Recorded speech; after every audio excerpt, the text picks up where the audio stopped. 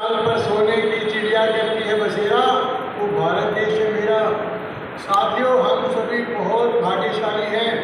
भारतवर्ष देवभूमि, जहाँ समय समय पर स्वयं भगवान ने अवतार लिया, और जिस समय हमारा भारतवर्ष अपने सत्ता के चरमोत्कर्ष पर था, अपनी चरम सीमा पर था, जिस समय जो आधुनिक यूरोप, जिसमें अमेरिका और दूसरे देश आते हैं, वो नीला रंग पोत कर अपना जंगलों में रहते थे। और जो आप धाबियों दुबई अन्य देश देख रहे हो, वहाँ के रहने वाले वहाँ रेगिस्तान में भेड़े चराते थे। उस समय हमारा हिंदुस्तान अपनी चरम सीमा पर था, सोने की चिड़िया था। यहाँ घर घर में सभी के पास धन धान्य भी था और सर्वोच्च शिक्षा भी थी।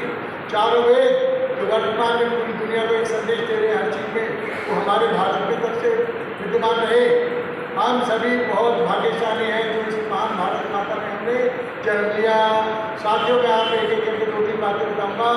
महाराणा प्रताप इतने महान वीर हुए, उन्होंने अकबर की अधीनता स्वीकार नहीं की।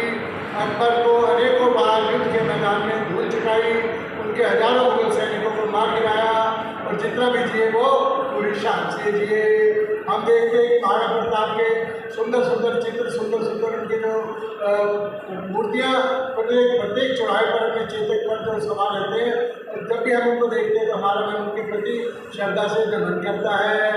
छत्रपति शिवाजी एक बिल्कुल साधारण परिवार से, लेकिन उनकी माता ने उनके अंदर वीरता के संस्कार भर दिए, और उन्होंने मुगलों को अनेकों बार धूल चटाई, और महाराष्ट्र में उन्होंने हिंदू साम्राज्य की स्थापना की, और जो हमारा हिंदू साम्राज्य आज भी उनके नाम को गौरवपूर्ण नमन करता है। उसके बाद हम देखते हैं गुरु गोविंद सिंह जी को, जिनका पूरा परिवार, पूरा खानदान मानो एक इतिहास और बलिदान का एक उदाहरण रहा। गुरु अर्जुन देव, गुरु तेग बहादुर, इन्होंने अपना धर्म नहीं बदला। उसके बदले में वहाँ के उस समय के मुगल राजाओं ने उनको भीषण यात्राएं दी, लेकिन उन्होंने अपना धर्म नहीं बदला और अपने निश्चय पर अटल रहे। उसके बाद गुरु गोविंद सिंह, जिनके चारों साहबजादे धर्म के लिए बलिदान हो गए। गुरु गोविंद सिंह ने खालसा पंथ की स्थापना की और अनेकों बार युद्ध करके मुगलों को हराया और उनको मैदान से बाहर किया। अब हम आपस में बात करते हैं कि महाराणा प्रताप केवल कहाँ तक सीमित रहे, राजस्थान तक। उसके बाद छत्रपति शिवाजी, उनका कहाँ तक रहा उनका जो राज्य महाराष्ट्र में। गुरु गोविंद सिंह, इनका प्रभाव पूरे पंजाब में रहा। वर्तमान में हमारे पास एक छोटी से हमारे पास एक रिश्ता है। पहले उससे मैं बताना चाहूँगा कि हमारा देश चाणक्य का देश है। चाणक्य अपने राह पर एक कुटिया की ओर जा रहे हैं, तो रास्ते में अचानक उनके पैर में एक कांटा चुभा।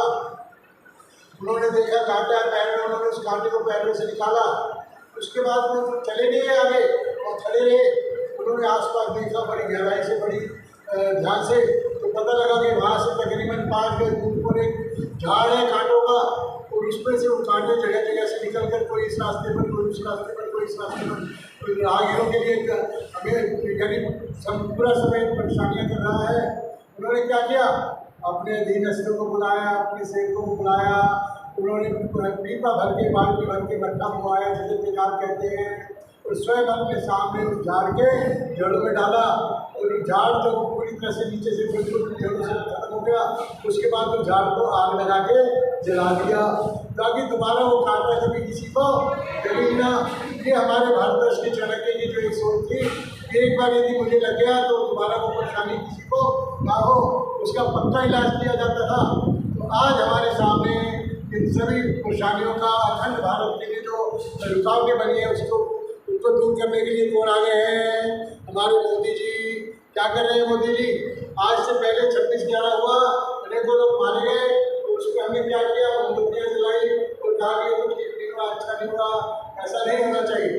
लेकिन मोदी जी के समय में तो पूरी बात वो हमारे कुछ सैनिकों को उन्होंने बलिदान किया, हमारे कुछ सैनिकों को उन्होंने बम ब्लास्ट मार दिया। इसका परिणाम क्या हुआ? मोदी जी ने सर्जिकल स्ट्राइक करके पाकिस्तान को उसके घर के अंदर जाकर मारा। उसके बाद हम देखते हमारे एक वीर सैनिक अभिनंदन, जो शत्रु की सेना का पीछा करते हुए पाकिस्तान के बॉर्डर में जाकर उसका प्लेन क्रैश हुआ, तो वहाँ पर वो गिरा। उसको जब अभिनंदन को पकड़ा पाकिस्तान के सैनिकों ने, इससे पहले क्या था उनका, हमारे सैनिकों के सिर काटकर फुटबॉल खेलते हुए पाकिस्तान की सीमा में उसको मजाक उड़ाते थे, और हम लोग वीडियो देखकर कुछ कर नहीं पाते थे, क्योंकि हमारी सोच ऐसी हो गई थी कि हम कैसे मुकाबला करेंगे। वर्तमान का भारत बदला हुआ भारत था। उसी समय मोदी जी ने अपनी मिसाइलों का अटैक पाकिस्तान की तरफ कर दिया, अपनी वायुसेना को लॉन्च कर दिया।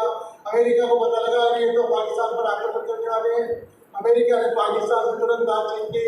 पाकिस्तान ने कहा कि तुरंत आपको निर्णय बताते हैं।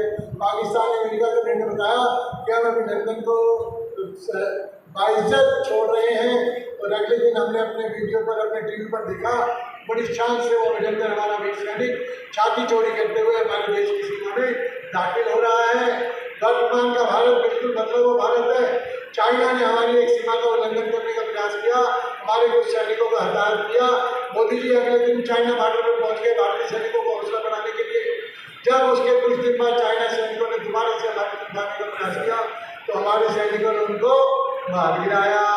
उसके बाद चाइना की मंत्रियों ने हमारी सेनाओं का अतिक्रमण करने के लिए, आज से कुछ समय पहले जब हम सफर करते थे ट्रेन में या बस में, तो क्या अनाउंसमेंट होता था बस स्टैंड पर या रेलवे स्टेशन पर, ध्यान से देखना आपके आसपास कोई वस्तु लवारिस ना हो, कोई बैग को ना छुए, कोई अन्य वस्तु को ना छुए। तो बम ब्लास्ट होते थे हमारी ट्रेन में और जगह जगह के स्थानों पर। पिछले कुछ वर्षों से ये घटनाएं हो रही यहाँ पर बंद हो गई है। मोदी जी क्या कर रहे हैं, इसलिए चाणक्य ने उसकी झाड़ की जो जड़ों में मट्ठा डालकर, तेजाब डालकर उसको जो है जड़ों से नष्ट करने का प्रयास किया। मोदी जी ने आतंकवाद की जड़ों में मट्ठा डाल दिया है, तेजाब डाल दिया है। जहाँ से फंडिंग होती थी वो बंद कर दी है, नोटबंदी की, जिसका परिणाम क्या हुआ, पाकिस्तान बेगुंगा हो गया। वहाँ से नकली नोट चक्कर आते थे, वहाँ पर भरपूर हमारे देश का पैसा जाता था। और जब से मोदी जी आए वहाँ पाकिस्तान का क्या हाल हो गया, भीख मांग रहा जगह जब जाकर उसको तो देगा। साथियों, वर्तमान का काल हम सभी भारतवासियों के लिए एक स्वर्णिम काल है, जिसको हम अपनी आंखों से देख रहे हैं।